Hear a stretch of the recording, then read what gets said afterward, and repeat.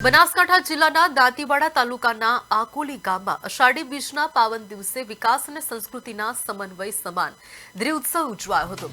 ગામમાં છેલ્લા 50 વર્ષથી સેવાયેલું સાર્વજનિક ગૌશાળા નિર્માણનું સ્વપ્ન સાકાર કરવા માટે ગંગેશ્વર ધામના પૂજ્ય મહંત સદાગીરીજી મહારાજના આશીર્વાદથી વિધિવત ખાતમુહૂર્ત કરાયું હતું।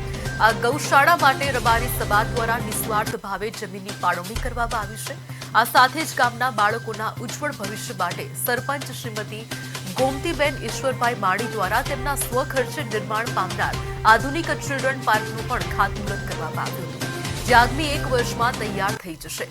ગામના અગ્રણીઓ, ગૌ સમિતિના સભ્યો અને યુવા શક્તિના સંયુક્ત પ્રયાસોથી યોજાયેલી ઐતિહાસિક પ્રસંગને કારણે કહી શકાય કે સમગ્ર આકોલી ગામમાં આનંદ અને ગૌરવની લાગણી ફરી વળી છે।